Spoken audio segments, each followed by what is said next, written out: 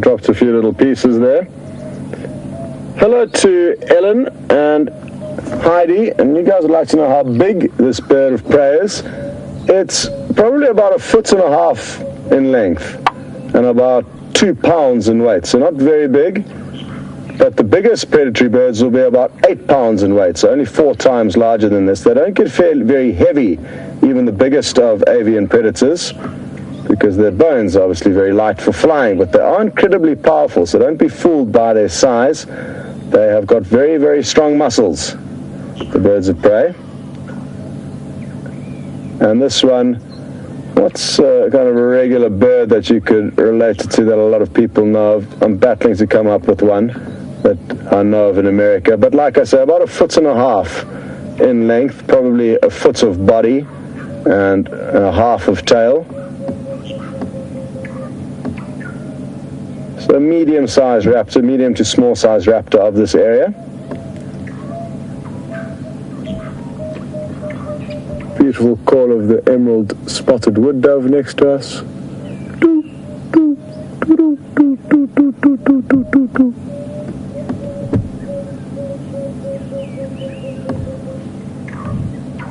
And the robotic of the fork-tailed drongo, who are very good at mimicking other birds and can make a host of different calls. The go-away bird.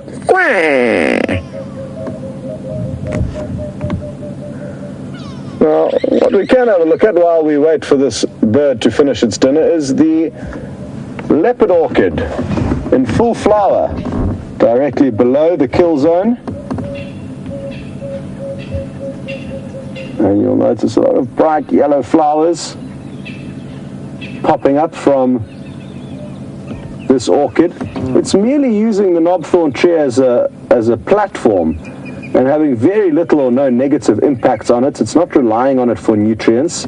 It's got its own epiphytal root system, air root system, and it obtains all the nutrients it needs from the air and moisture, and possibly a little bit gathered off the bark that it's placed on, but no negative impacts.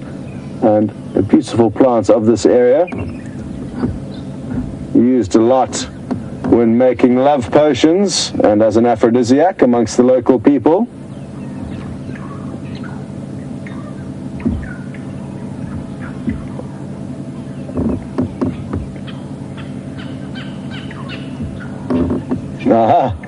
Now, Linda and a few others are asking about James, and I know James always... Oh, look at this!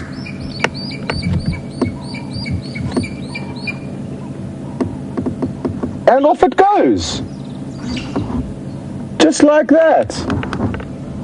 So, not the loving partners that we thought they were. They don't share their meals. Terrible. They didn't say that on my new app, that the Wahlberg's eagle do not like to share with their partners that they spend their whole life with. And there goes our chance at getting the leftover frog head to look at. Now what? Anyway, some of you have been asking about James and when he will be returning. He will be returning today. So you will see him on drive in all likelihood first thing tomorrow morning. He's enjoyed a weekend away and is on his way back, or was on his way back last thing I heard, so should be back at camp around the fire, and it'll be great to catch up with him again.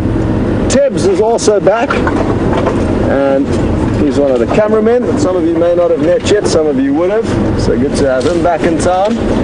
Kirsty and Eugene sadly left today though. They've headed off also for their breaks, and we're going to send you back to Brent as we try and get out of this little tricky area that we've got ourselves in.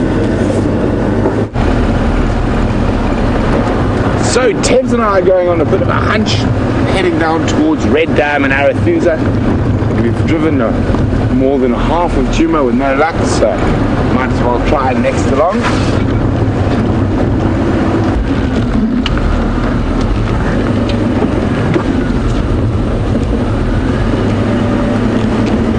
Anyway, so apparently you had the pale morph with Scots, and then we have a dark morph.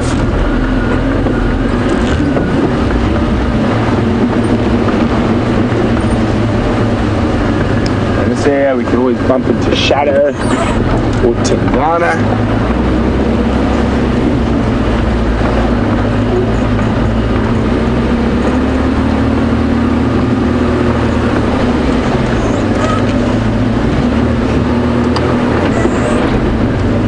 So, and also that butterfly we saw a little bit earlier, I've had a chance now to scour through my butterfly book, and it is not even in the book. So I'll have to send it off to a butterfly expert to ID for us.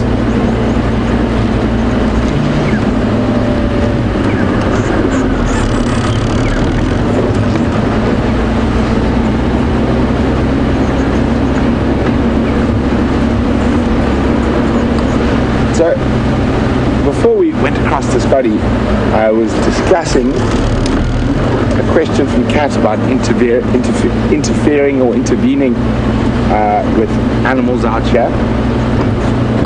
And it says, as general, we don't. So even if a leopard's got a broken leg, we'll leave it be. Now, I know this might be very harsh for some people to understand. That's my Arathusa game drive radio. But this is nature, and if we weren't on game drive, no one would know the leopard had a broken leg, and hyenas might feed off the leopard or lions. So it's a very difficult thing, and we often try to put far too much human emotion into a lot of the animals we see, and we must remember that we might think they display those emotions, but they don't. They are wild animals, and often what we're seeing out here is nature at its most raw. As hard as it is to sort of sometimes understand that we can't interfere with those animals, we have to let nature take its course. We're here to observe, not to play God. Trouble for inflicting pain on animals. It's one of those very difficult ones to sort of justify studying. So as far as I know, not that I know of on wild animals.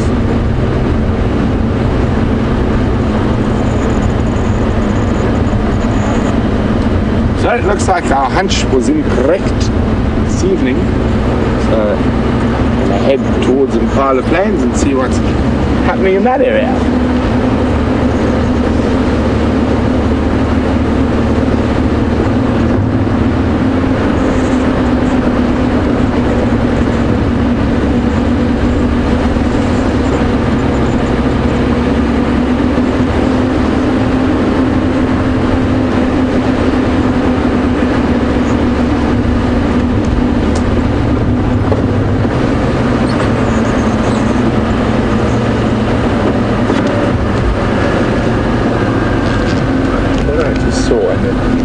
Shock of an electric blue through here, and not quite the same color as the woodlands. I think if I had to wager that it's carried on flying straight through. There was a grey-hooded kingfisher that kept flying.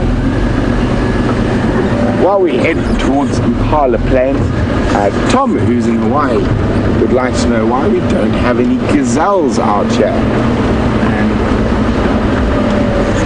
And they're not like the same sort of areas as Impala.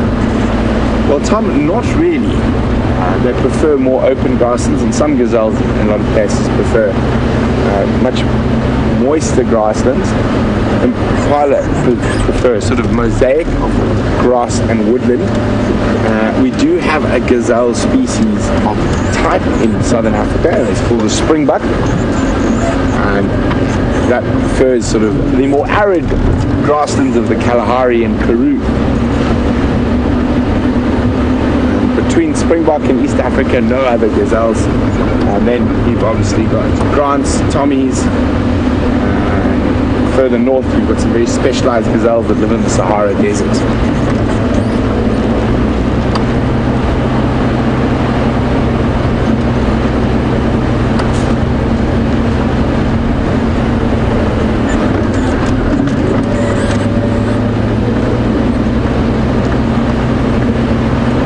While we head to Impala Plains, Scotty's on a Wahlberg mission, and he's going to have a look at the Wahlberg's eagle nest.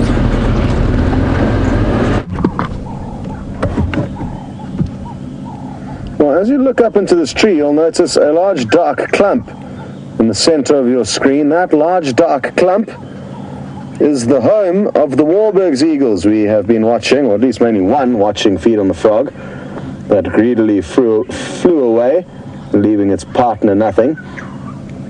Now sadly, from here, that nest is not hugely interesting, or at least it isn't to me. We cannot see what is happening inside it.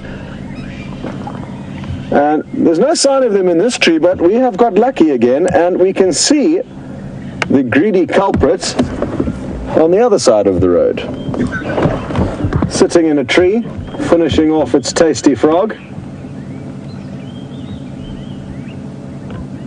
So confirmation that it is in fact, well, not confirmation, but in all likelihood, they are the owners of this nest we've just looked at. The proximity of them to it just makes perfect sense, along with the fact that they're both pale. And not wasting any of that frog. It didn't look like there was much meat left on that skinny carcass when it flew off, but oh, a fork-tailed drongo flew past there. You may have got a glimpse of it, continuing to terrorize the eagle.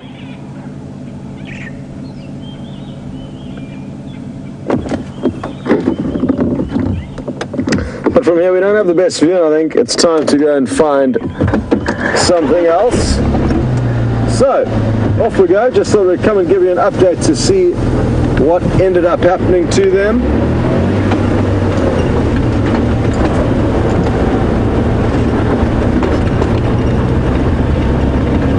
It's been quite some time since we've had a leopard on the property. I think it was, when was it? Although no, not too long. It was yesterday morning, Brent had Karula. But no sign of where she's ended up since she was last seen. She was last seen probably about half a mile ahead of us, about to cross through a massive riverbed that flows parallel to this road. And she could basically be anywhere now. She could have moved quite a big distance from here from now if she hadn't been successful in hunting. Or had she have been successful in hunting, depending on what she had caught and how big it was, she could be in the same area for the next 5 days. So, not too sure where to begin looking. I just thought it would be useful for you guys to know that she was last seen in this area.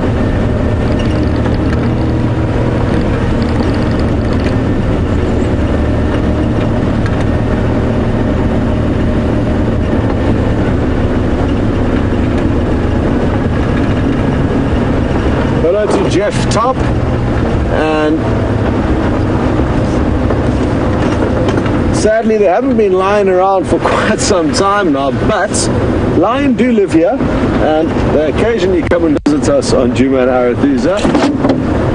Brian would like to know Jeff would like to know what is the coalition of male lions called that are currently dominant in this area. And Jeff, it is a coalition called the Birmingham Males.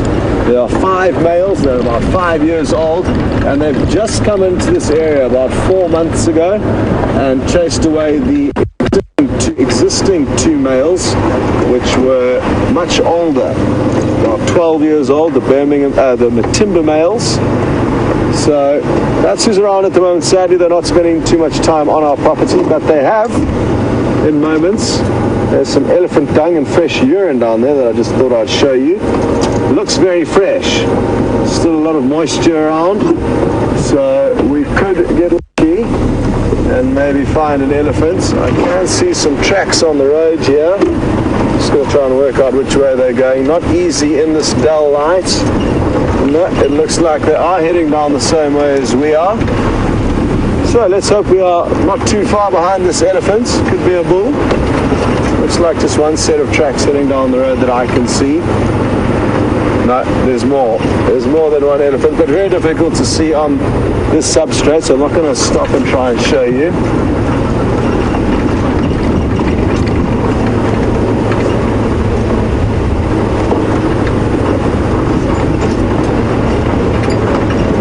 Hello to Pamela, who would like to know if I've ever seen an elephant stretching up on its hind quarters. Reaching.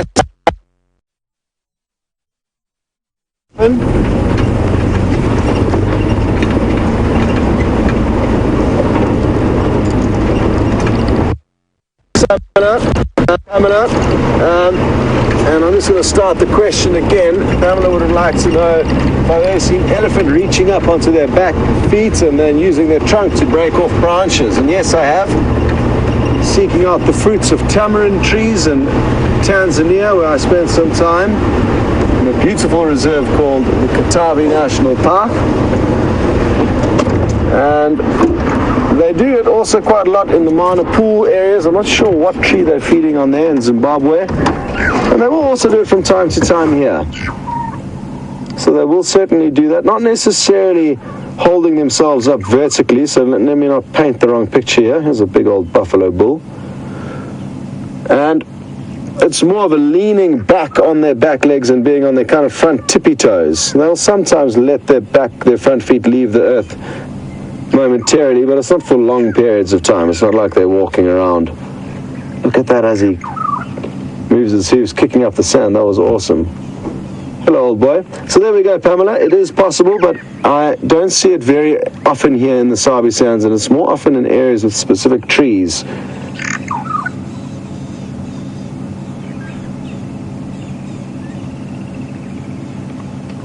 Where are all your friends, Mr. Buffalo?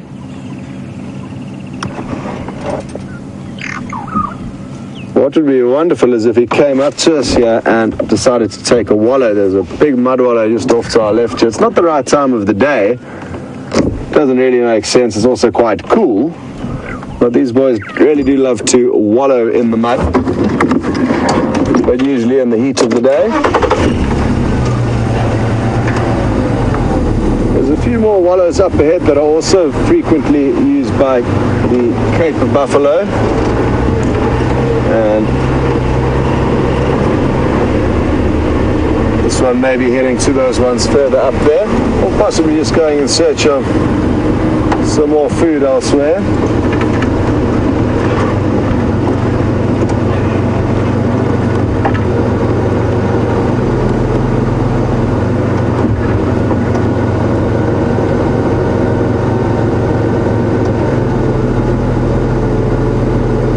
Okay, very good. Well, off he goes into the thickets, and we're going to continue on our adventure without you, sadly, and you'll be going across to Brent for quick updates.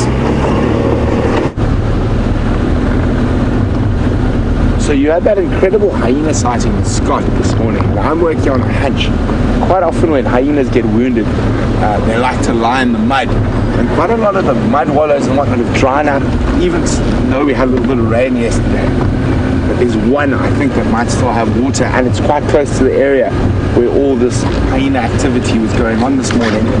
And we saw a whole bunch of hyenas on a really hot day resting in it. So I'm going to go check at the hyena beach. Someone named it the other day. It's possible the Ellies could have emptied it out like these other wallows we're driving along.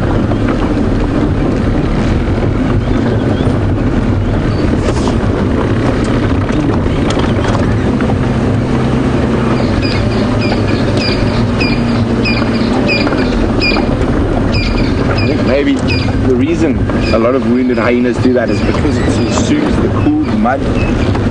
Mud quite often keeps the flies out.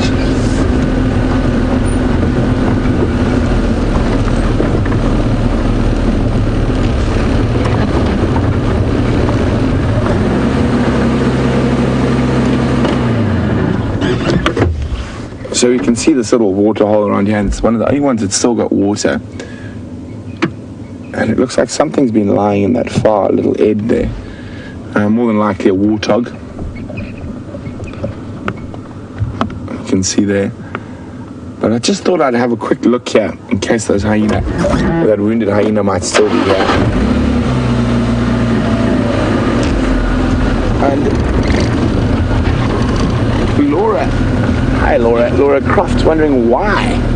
She still doesn't understand why all these hyena are fighting. From what I've heard from Scotty, who was there this morning, it seems like there was probably a bit of a battle for hierarchy within the clan, and that is not unusual. That's completely normal. very strong matriarchal society and a very violent matriarchal society. So hyena clans are ruled by violence and instilling fear in others. And it's very difficult to say without actually having been there what that hyena did to deserve such a beating. And sometimes she might not have done anything that bad. It could just be that one of the higher ranking females might be getting a bit old, might be starting to worry slightly that her position in the clan is being compromised, and that could cause that incredible bout of violence, sort of to try to keep status quo. And quite often you'll find it's the weaker individuals in the clan that take the brunt of those. So there could even be that she's feeling pressure from a higher ranking animal, but then to beat the absolute snot out of a lower ranking one sort of still affirms it's not as big a risk as taking on a high ranking one, but it still shows the other hyenas that she's still very strong and still very powerful. But as I said, without actually being there, what sparked that initial aggression, it's almost impossible to say. We can just speculate till the cows come home.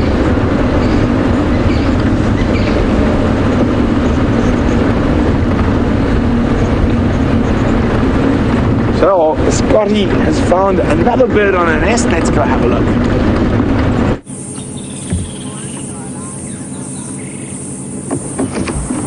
I don't think I've been able to show you an emerald spotted wood dove this close before, let alone on a nest. How cool is this? It is so close to the road and just above eye level with VM on camera. And this is a wonderful, wonderful thing because we've been wanting to find a bird's nest that we can follow in the hope that we'll get to see some young birds of any description fly away one day after seeing them hatch from eggs. Now, I'm not too sure whether she's currently incubating eggs or currently keeping a few tiny chicks warm. We'll have to keep coming back and checking here. Ooh, what did I see move there? Was it just one of her feathers? There's something underneath her. Uh-oh. I was thinking of. Liam can see something underneath. Something seems to be moving. I'm not sure if any of you saw that. I certainly did.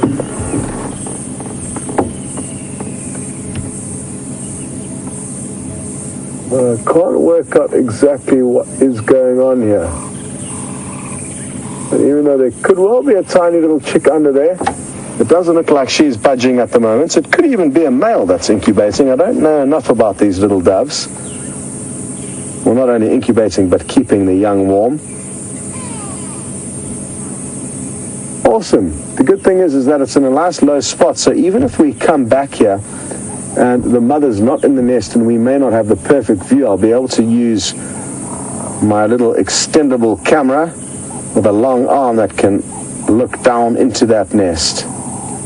And it's going to be an easy spot for all of you to show the other guides where it is when you're on drive with them. We're about to cross through the Mulwati riverbed. So if you ever hear of any of the guides driving through this area, here's the riverbed right in front of us. To our right is Batalua Road. Up ahead is Vulture's Nest, and then Inyala Road south, which kind of forks up that way. So we are approaching the Mulwati from the western side over here. And awesome stuff, the emerald spotted wood dove on a nest. Good news. We did quite well finding a lot of nests early on. I've got no idea the quality of the sighting of the nest that you had with Brent was and the position of that nest, but happy that this one's around, and I'll definitely be chatting to Brent later to work out what that was.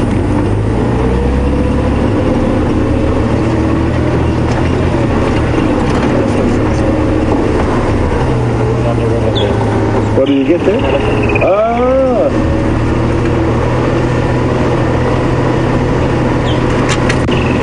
And James Taylor, yes, it is indeed a emerald spotted wood dove, the bird that we heard calling while the Wahlberg's eagle was eating its froggy dinner. And it looks like VM has spotted the elephants whose tracks we saw a little bit earlier.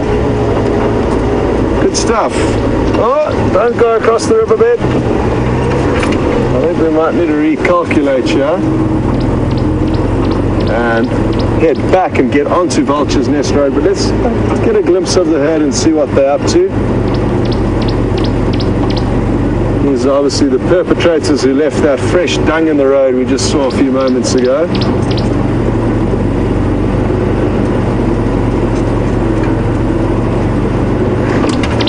We're not going to get any good views from here, and I feel we're going to put too much pressure on them, so let's try and sneak out of the riverbed.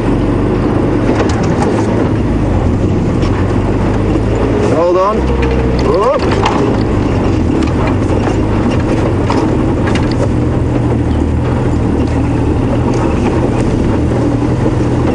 And rather loop ahead of them and wait for them to come to us. It's generally far better practice with elephants than barging in on their private space. Let's just stop here though, because I think it is going to be a good spot to wait for now and get a few temporary views on them.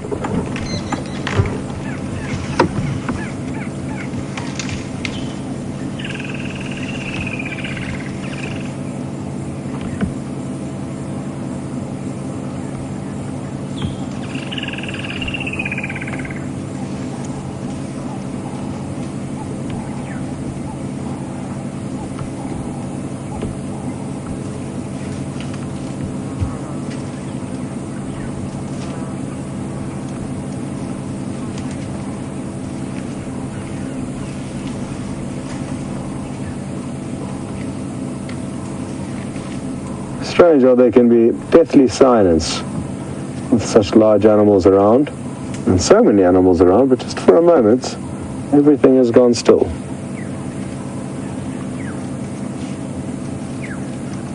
Except for the black-headed oriole calling in the distance.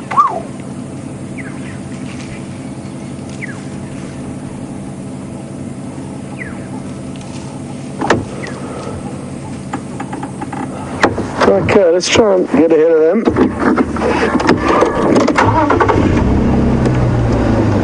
They do seem to now be slowly on the move towards us, or towards where we are going to be positioned.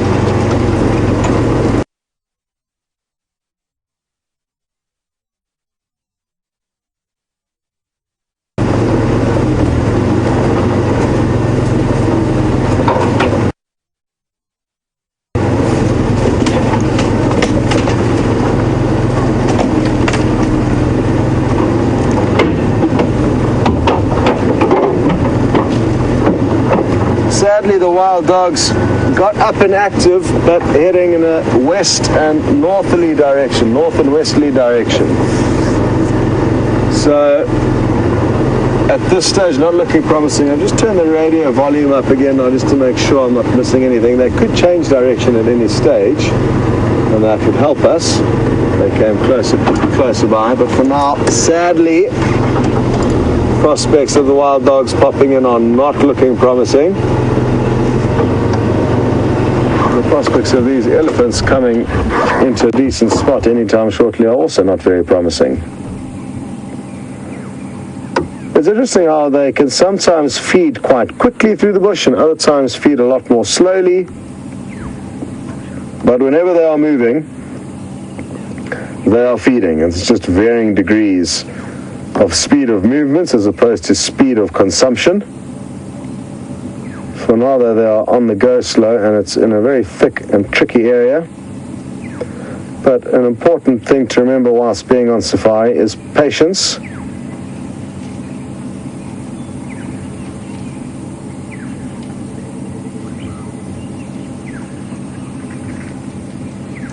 And now you can start to at least work out that we do have an elephant in the vicinity.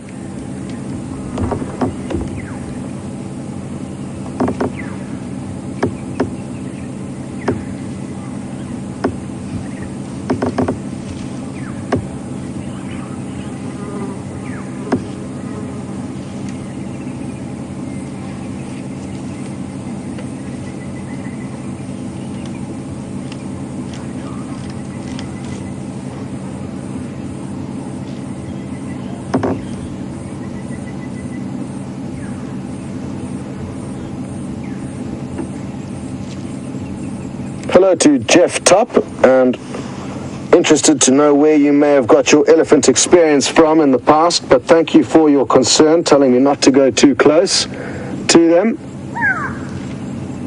because I think you said they may feel restrained if I do. I'm not sure if I heard that correctly, but I don't know how much they would feel restrained by us getting close to them. They may feel intruded on, but not restrained in any way. And that is exactly why what we have done is not intruded on their space very greatly. We've kept a very safe distance and are waiting for them to feed to us. And I've had elephants come very, very close to me before and never had any harmful results. And the way about that we're going about achieving that is by allowing them to decide how close they would like to get to us. And if they're happy to come close, then I'm happy for them to come close as well. So don't worry, Jeff, but thank you for your concern. Apologies for the elephants that have treated you badly in your history with them.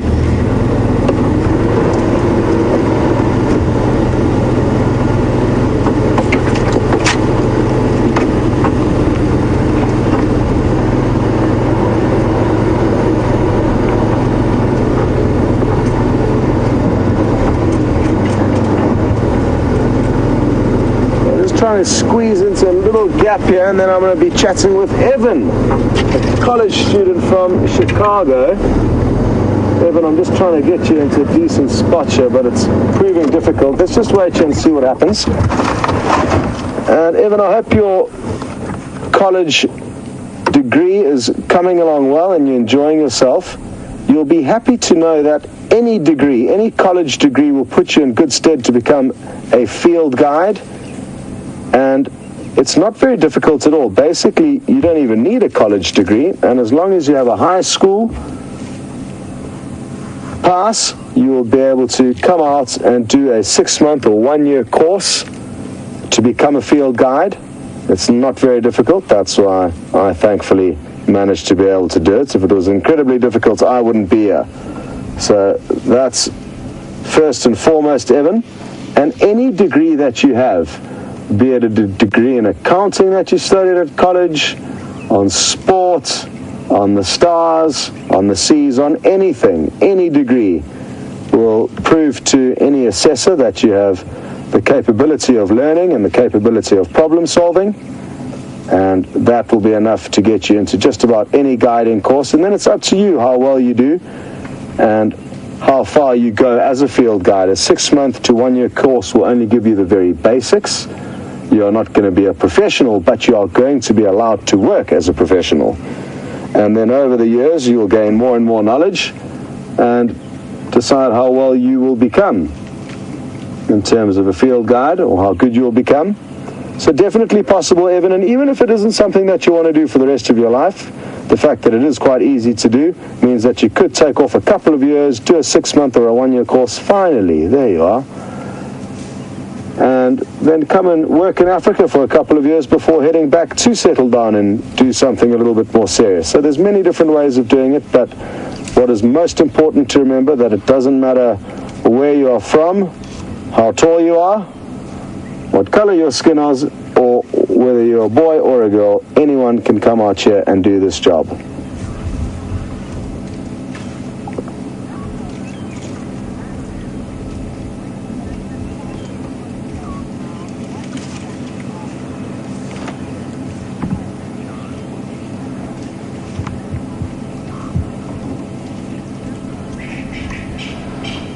Now, is this young calf going to give us a bit of attitude? It looks like it was thinking about it there. And Zimbo in London is asking about some elephant body language that he's heard various, or she's heard various reports on why elephants will do it. And the question is, why do elephants sometimes hold their foot up off the ground?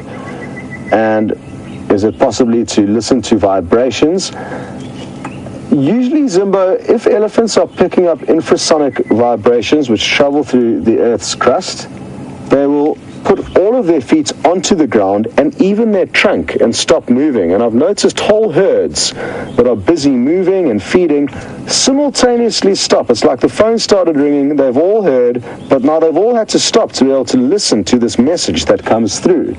And each and every single elephant in that herd stopped and actually even put its trunk down to possibly help receive these vibrations. So I don't think elephants hold up their feet to help pick up any audio or any communication from other elephants many miles away. That wouldn't make sense to me.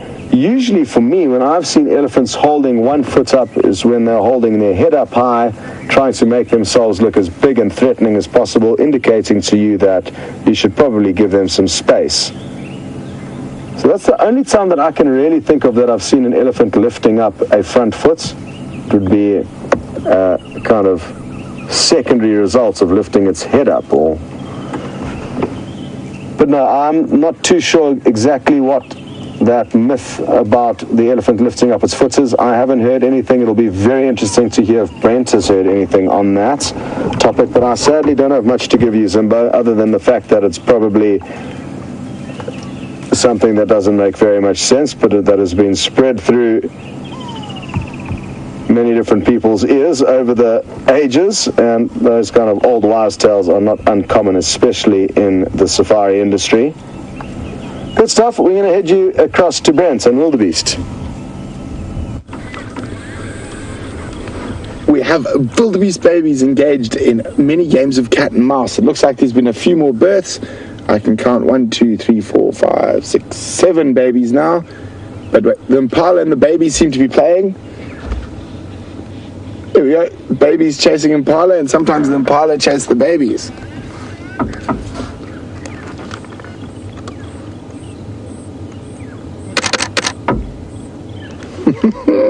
So cute.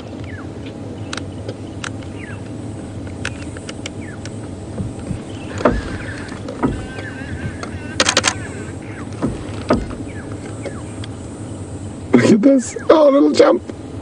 Oh, look at the bill he's going. So just a bit of gamemanship from both.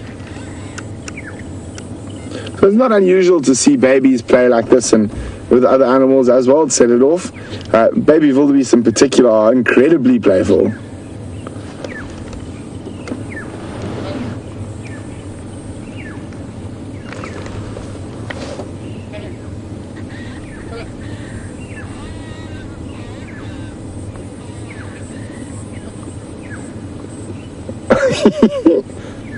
Oh, there we go. It's good practice for them, avoiding things, I'm sure. This poor impala's got 3 baby wildies to deal with.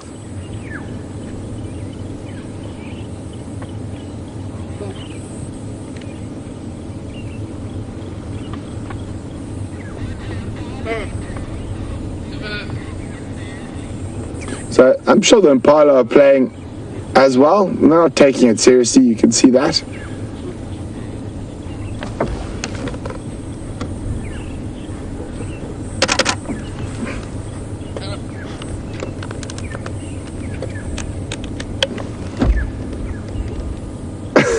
Look at that little, there you go. Speed coming right up to us. Setting off the impala.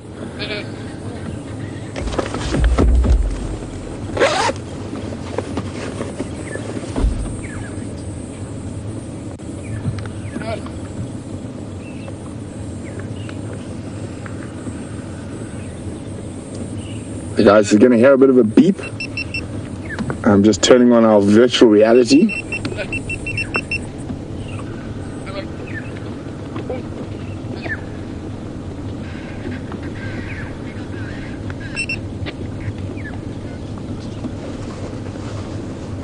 Oh, we're getting attacked. Oh no, it's a sudden change of, oh no, we're still there.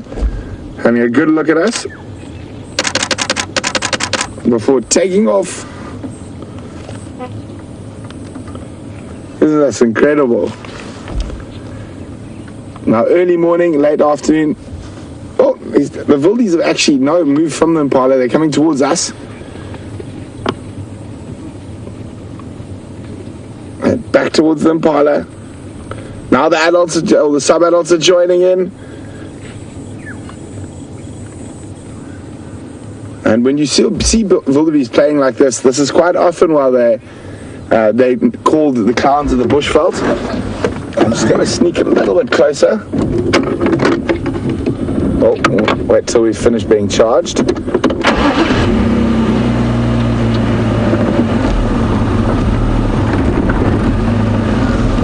So let's get ourselves in amongst the wildies.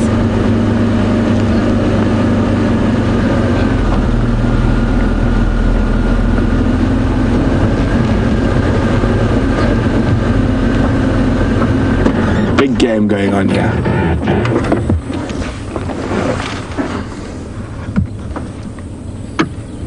You can see that one's a little bit younger. The slightly darker one. There we go. He's prancing now. A day or two old at the most, that one. You can just see it stays a little bit closer to mom.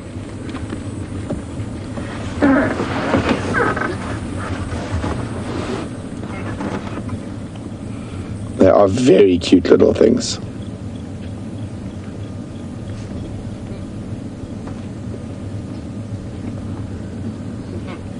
So here we got 2, 4. Oh, there we go. There's the youngest one.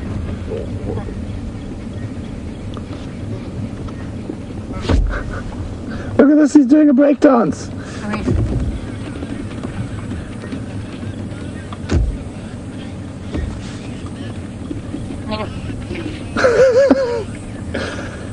Oh, another break dance.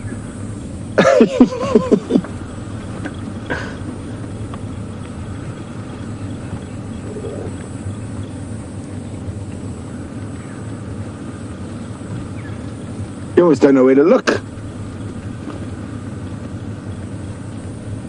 So the wildies will probably settle and rest up here on the open area for tonight. It gives them a little bit. Oh, look at the wrestle. Big wrestle going on there between the two little ones. Don't even have horns yet and they're head-butting each other.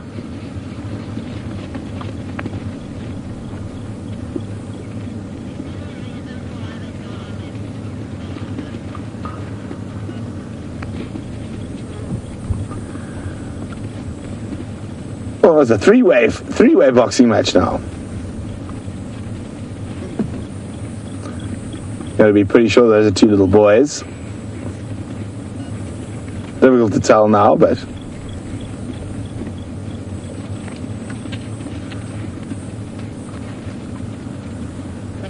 oh, look at that little one in the background, more going.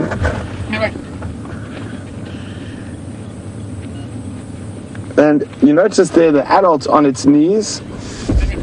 Oh, there's adults now getting in on the game. So it's, with them all moving all the time, it is quite difficult to see how many babies, but I think at least 7 that I've counted so far. 1, 2, 3, 4, 5, 6, 7. There could be a few more still off to the left behind some bushes. There we go. And you'll notice the wildies like to mark with their pre-orbital glands, and they quite often get on their knees to do that. And also, there we go, rub their heads in the bush or on the ground, have a good roll. So you can even see that behavior being emulated in the babies. There we go, doing the pre-orbital glands. They put their heads flat like that.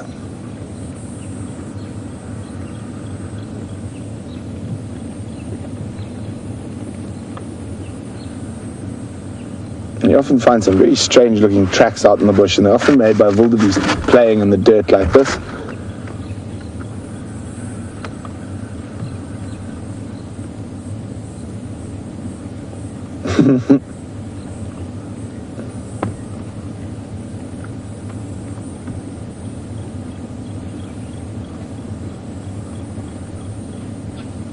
Okay, 1, 2, 3, 4, 5, 6, 7.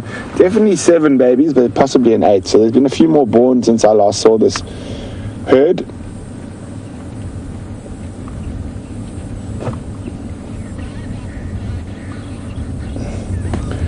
They're a very strange looking creature, and coupled with their strange behavior, they're often referred to as the clowns of the bushveld. And if you get them in the right mood when they're playing, they are hysterical.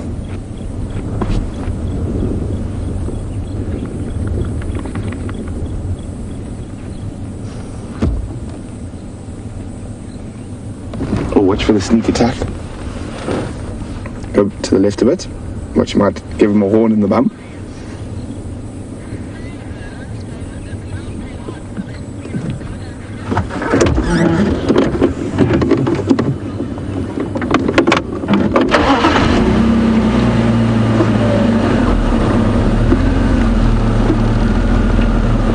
So, Susan's saying maybe it's because it's not too hot and they're feeling nice and fresh. It's a strong possibility, Susan. I have seen them do this during the hot weather as well, but at the cool of the evening or the cool of the early morning. It's amazing how relaxed the babies are getting with us now. There they go.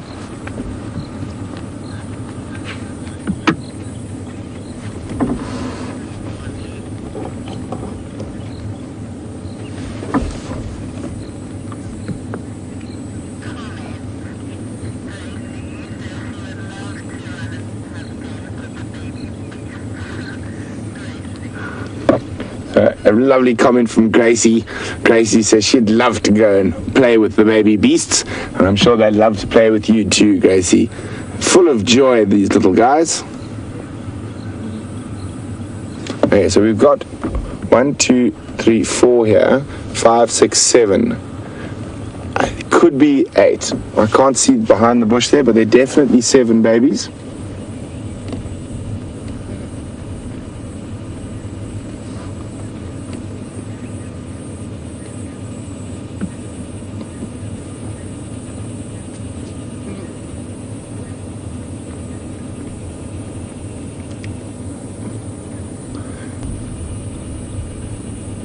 Charlie's wondering if the adults ever play like this, and if they do they let their guard down? They do, Charlie. It does happen from time to time. What are you doing? I doubt it. This little Wilde's pre-orbital glands are developed enough for scent marking yet, but still the instinct to do it is there.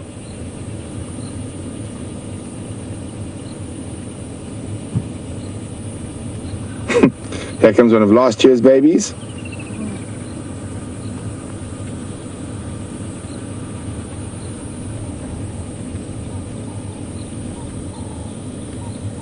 And you can see most of the little ones have had enough gaming. That bout of madness is now, they're curled into little balls.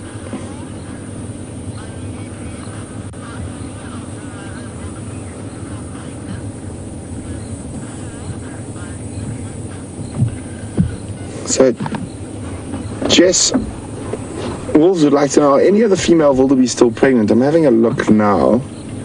Yes, maybe her far left. A little bit further left. There we go, she's still pregnant. She's the only one I can see.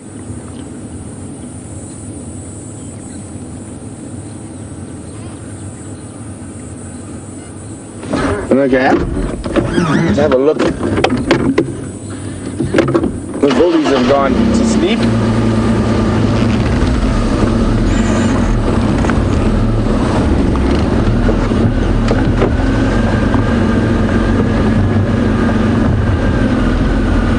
So we've got 4 here, 3 here, and we're finally going to be able to see behind the bush and see if there's number 8.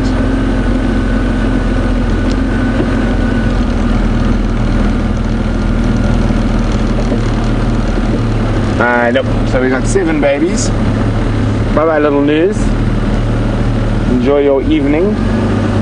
Watch out for lions and leopards. So, Brian Porter would like to know, isn't it dangerous for them to lie down because of predators? Well, Brian, it is, but they do need to rest and ruminate.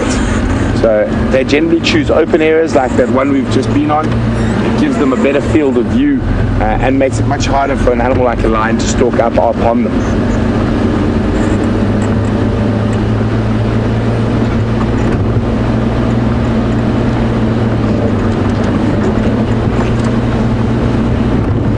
So we quite often find them on the clearings very close to camp.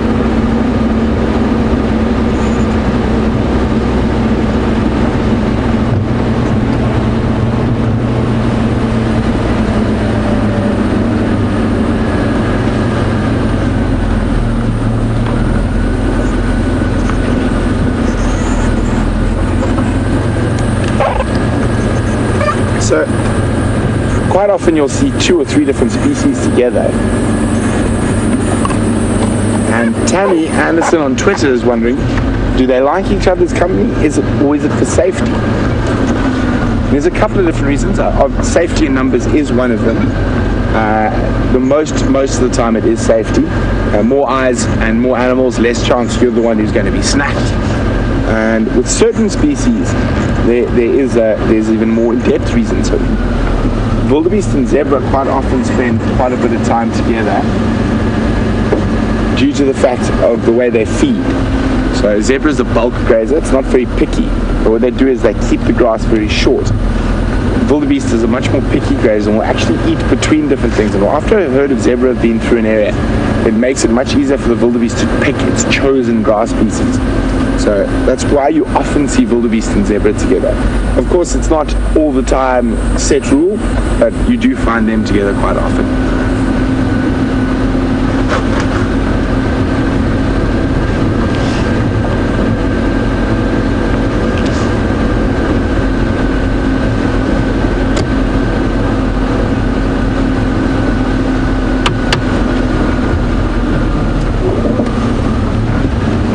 Those tiny little wildies are really knocking horns, or knocking heads rather than horns. And Dee in Connecticut would like to know, when do the horns start protruding? We'll start be able to see some little bumps and whatnot in a couple of weeks. It's very, very quick.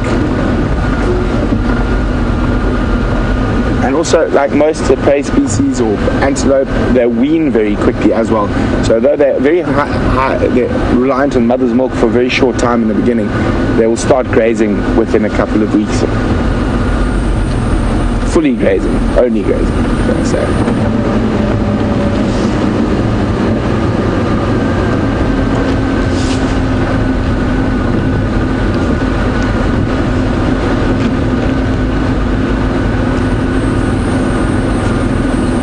So those tiny little baby wildebeest will only really go completely dark like the adults probably after 6-7 months old. And Joyce in New Hampshire was wondering that.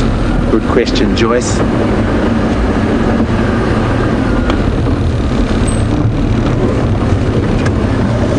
Actually, maybe let's just take another guess. Check one of the other hyena dens that we haven't checked for a while.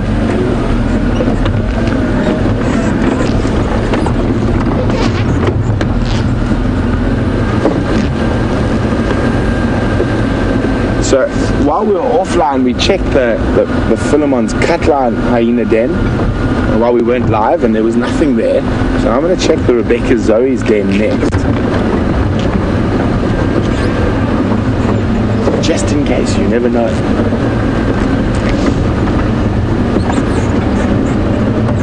There was a stage where we had multiple dens active, so we could have it again.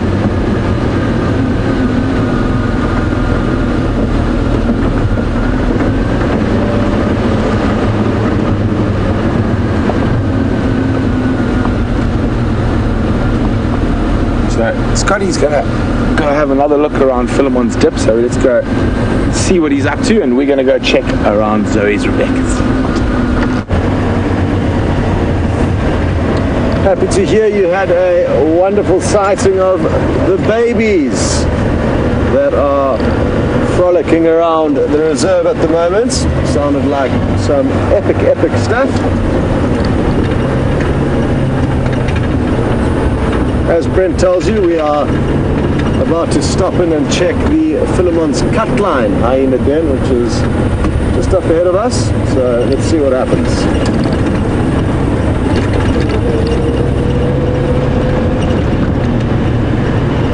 This is the den site of at least 2 sets of mothers, one with a pair of cubs and another with a single cub. I've never actually been here when it has been active with this new setup, new numbers. I've been here in the past, but different cubs were being raised by different adults probably, or possibly the same adults, just at different stages. It's in all likelihood the same clan members that operate on Djuma, but various den sites are used. Clan den sites will be moved every month and a half to 2 months. But natal den sites, which are used by females that are predominantly moving away simply to give birth in a safe place away from other danger from the clan. And there is a lot of hierarchy and struggles between clan members for hierarchy, so that's, I'm guessing, is what's happening at the den site that we're at earlier this afternoon. Whereas this, I'm guessing, because it's housing more individuals, is probably the communal den, where the higher ranking females will feel confident in their ability to give birth and successfully raise cubs with the rest of the clan around. But it looks like nobody's home, so we'll just keep moving around just to make sure there's a few little kind of nooks and crannies where a hyena could be lying up or sleeping nearby. But no evidence at the onset that anything is happening here. On our right you'll see 2 little holes, 1, 2, those are used to keep the cubs safe. And that's often where the adults will lie up, especially with small cubs.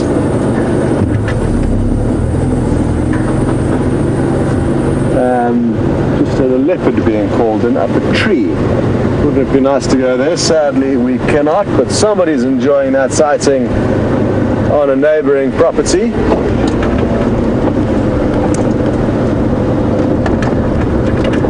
And even better now, the radio messages come through saying that the wild dog are below the tree, and that will explain why the leopards run up it. And those things can happen. Sadly, it's just not happening where we are right now.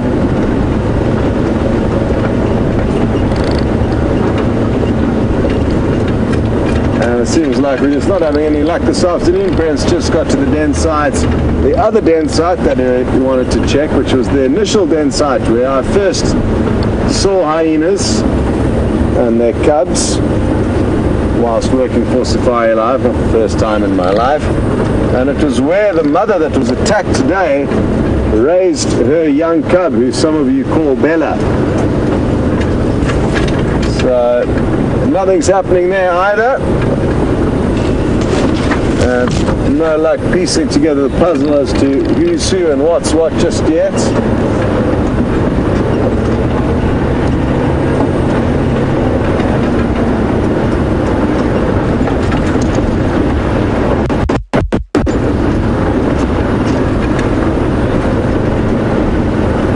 Jan in Los Angeles, and interested to know if the mother of the twins has been spotted today. I'm not too sure. I'm not too sure who the mother of the twins is. I haven't spent much time at this den site, sadly. Also an update on the female that was injured. We last left her this morning, and that was with all of you guys live on air. That was the last we saw of her. Went back first thing this afternoon, sign of her there. So sadly, no answers really for you, Jan, in New York.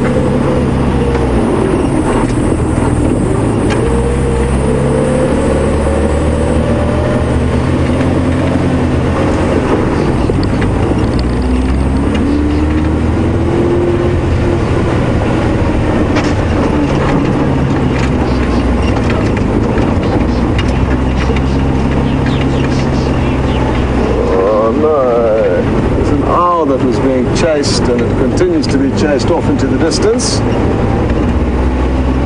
I'm not sure what kind of owl it was. It was a large owl, though. We don't get to see them very often. I'm not sure where they're hiding out at the moment, but it was a stage kind of towards the end of winter where we were seeing them a lot in the evenings, perched out in the dead trees. Not in darkness, like the this time of the evening, but they're few and far between now.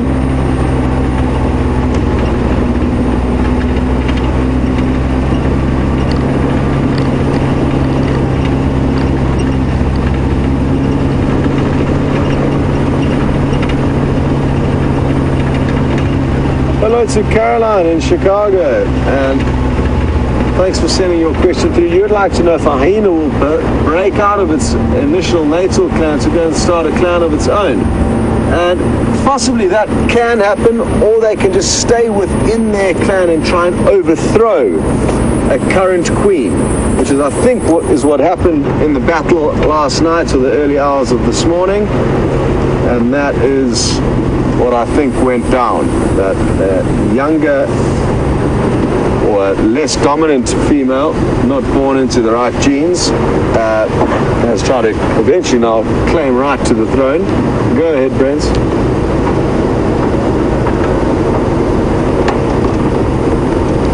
I am on the western side of quarantine.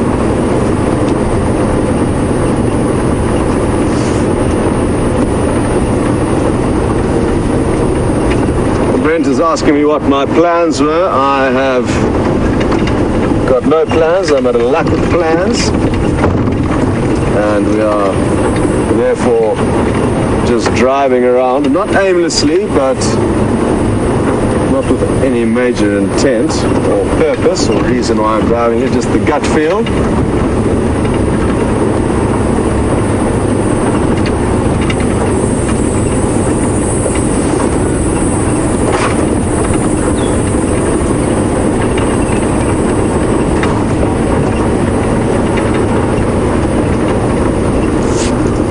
To Lois in Buffalo, and you are surprised that the hyena from December last year, that little black cub that you saw then when I first arrived, was the same sub-adult hyena that followed after its limping mother. And that's thanks to BJ Lapai, and they sent through a photograph, and they've been following that hyena very closely and often been seeing it and noticing it without us even knowing who it was. So thank you very much, BJ.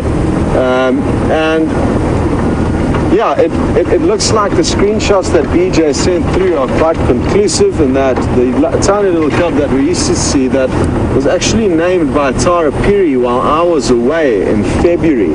I took the month of February off. And obviously it was in that month that she named it Bella. And it looks fairly convincing by BJ's pictures that this hyena we saw this morning is the same one that was seen and named by Tara as Bella back then. So, hard to believe, but probably true.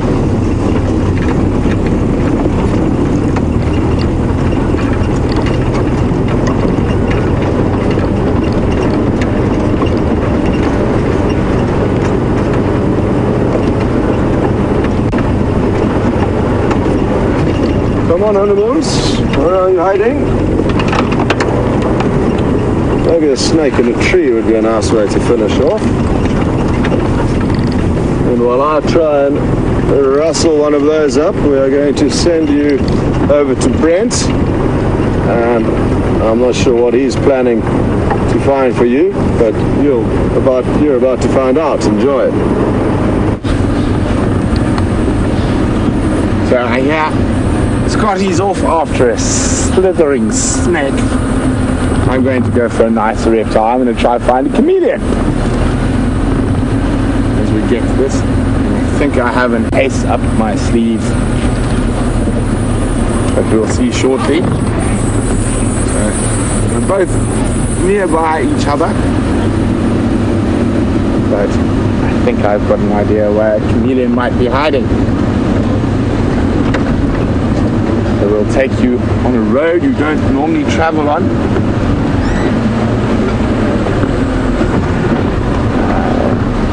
See if we can find a chameleon.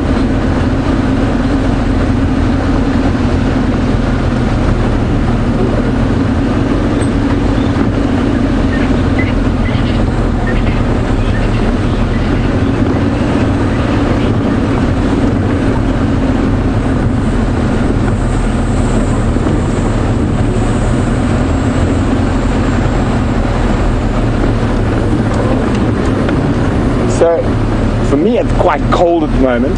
Chantal in Richford is wondering what is the temperature at the moment. And Chantal, it's 23 degrees Celsius. And I'll try to work out the Fahrenheit for you quickly.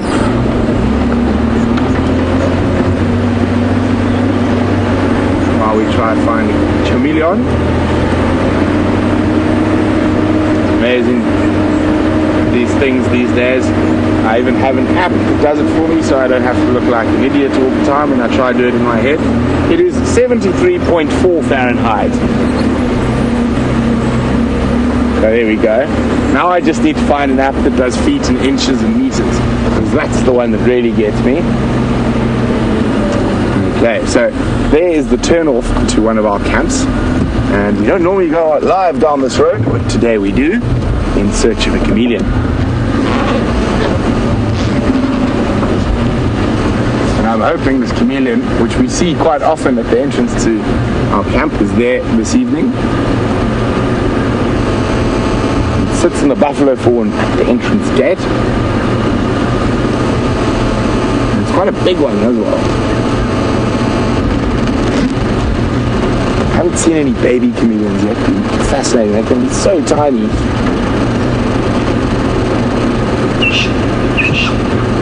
This is good chameleon country around here.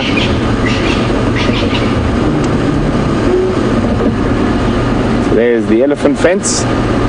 Keeps the elephants out of our gardens. This is behind the scenes in search of a chameleon. That's where all the cars park, and there's the wall behind, and that chameleon is often in these branches just above me here. Where are you hiding, chameleon? And of course, the day that I really wanted to be there, and we see it probably like every night that we drive past, except for when I come here and have another look. Murphy's Law. So almost every night after we finish drive, we drive past down here, and the chameleon is sitting right there, but tonight he's not. Murphy's Law. Maybe he just hops trees. Let's check around.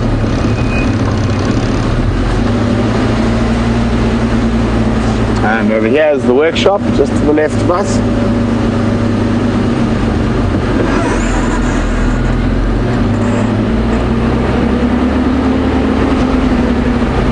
And looks like I failed with that particular chameleon, so I'm going to try and find another one.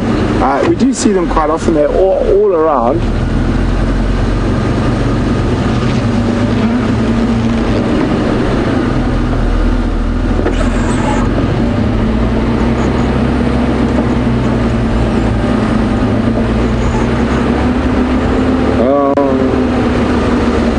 Terrible chameleons thwarting my efforts.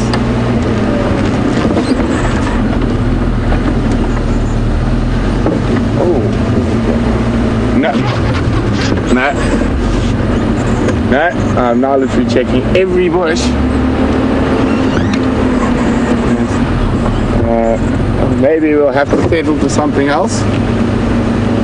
I haven't given up on chameleons yet.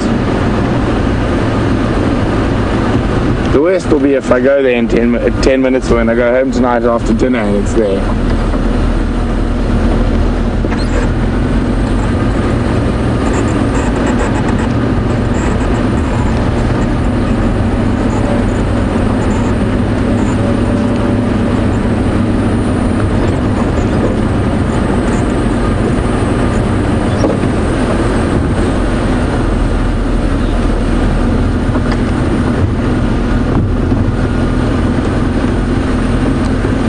AJ says it's 20 Fahrenheit.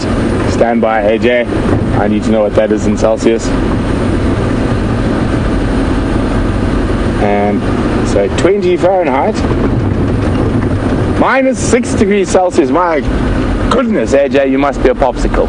He says there's a couple of inches of snow as well, and he'd love to trade places with me. AJ, I definitely wouldn't trade places with you. I find 70 Fahrenheit plenty cold enough. Actually, a little bit too cold. I'd prefer it to be around around 80 Fahrenheit is really ideal temperature, for me at least. I much prefer being warm than cold.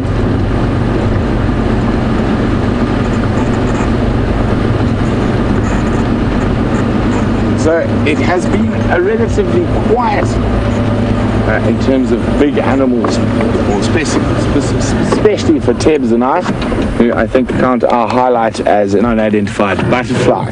But actually I lied. The baby wildebeest were amazing, running around being full of joy. But thanks very much for joining us on the Sunset Safari, and don't forget to join us bright and early.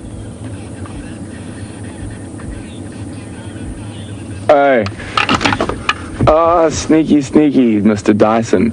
We spotted it at the same time. But anyway, we're going to say goodbye. So from Tebs and myself, we'll see you on the Sunrise Safari. Let's go to Scotty so he can say goodbye.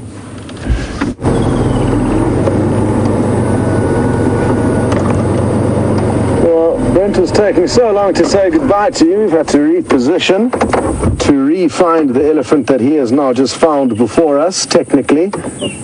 Only kidding. And this guy's just walked past one of our houses, and they can be fairly troublesome and come into the gardens that have got these kind of buffets of untapped into resources. But thankfully this time they didn't come and rip out our garden. It's all natural vegetation, but it simply doesn't get fed on. And every now and then elephant bulls like this will come in and make your lives a bit difficult. Woodlands kingfisher calling nearby. It's a dead still evening. It's a beautiful evening, nice and cool. And it's been great to have you on safari again, as always. And I'm just going to stop and keep quiet for the next minute, and we can just listen and enjoy. Actually, let me reposition the vehicle before we do that, so at least we can see the elephants. Cancel that. The minutes of silence will be for the final minutes of the show. But thank you very much again. Well done to Brent, and also thanks to the girls in Final Control, Nikki and Kirsty. Nikki and Louise. I keep calling Louise Kirsty. Apologies, Lou. I think my brain's capacity is done for the year, and I need to go and switch it off somewhere and relax before next year starts. But that is happening soon. Next week I'll be off. Okay, well, thanks again, and you will probably be joining Jamie and James on Drive tomorrow, but for the last minute of this safari, we're just going to let you enjoy the serenity and the silence of the evening.